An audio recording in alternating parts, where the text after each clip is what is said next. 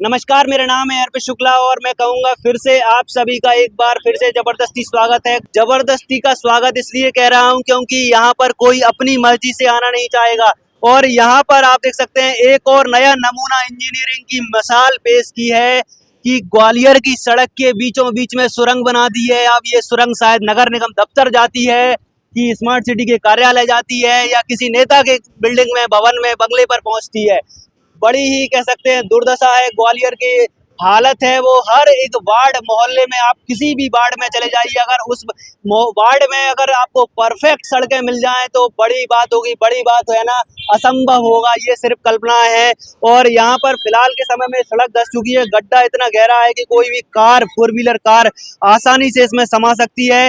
अब इस जहाँ पर ये कारें गुजर रही थी उनको रोकने के लिए हमारे ग्वालियर की ट्रैफिक व्यवस्था, जो कि इसी की तरह लंगड़ी हो चुकी है, जिस तरह ये डिवाइडर लंगड़ा है उससे रोकने का प्रयास कर रही है। बीच में एक बांस की बल्ली है वो लगा दी है, इस तरह से ट्रैफिक को रोकने का प्रयास कर रहे हैं। और दो जवान है, चंद जवान है, मैं दिखाना चाहूंगा, वो धूप में यहाँ पर खड़े होकर के इस ट्रैफिक को डाइवर्ट करने की एक कोशिश कर रहे हैं। फिलहाल मेरा आप सभी से आग्रह रहेगा कि इस तरह के भ्रष्टाचार पर आपका जो भी सोचना, अपनी राय लिख सकते हैं। हालांकि इस तरह की सड़कें लगातार बनती रहेंगी, इन वीडियो से कोई फर्क नहीं पड़ने वाला है क्योंकि जो भी ठेकेदार हैं उनको बड़े बड़े नेताओं का संरक्षण प्राप्त है।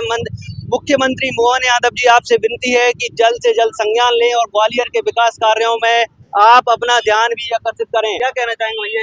ये देखिए, ये पहली सड़क नहीं है, इससे पहले और भी सड़कें धसक चुकी है और वो यही सड़क बन रही थी।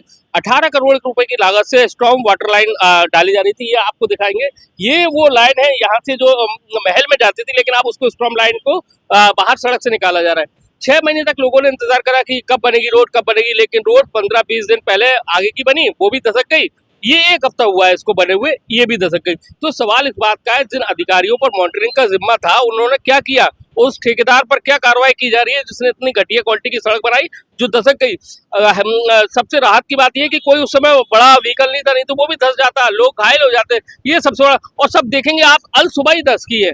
पहले भी जो धसकी थी सड़क, वो भी अलसुबह थी और ये भी अलसुबह है, तो समझा जा सकता है। लेकिन अब सवाल ये है कि आज ग्वालियर में प्रभारी मंत्री है तुलसी सिलावट, वो इस पर देखें कि ऐसे हालात क्यों बन रहे हैं सड़क के।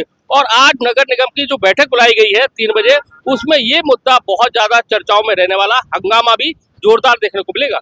तो भैया आप बता रहे हैं, जो वरिष्ठ पत्रकार हैं नासिर गौरी, वो भी, उनका भी स्पष्ट रूप से कहना है कि एक मॉनिटरिंग की अभाव है वो यहाँ पर देखने मिला है। और इस भ्रष्टाचार के ऊपर, इस ग्वालियर की पोल खोलती हुई सड़कों पर, ग्वालियर के भ्रष्टाचार की पोल खोलती हुई, विकास कार्यों की पोल खोलती हुई सड़कों पर आपका जो भी सोचना, अपनी राय लिख सकते हैं और बने रहे हमारे साथ ऐसे ही ग्वालियर पर।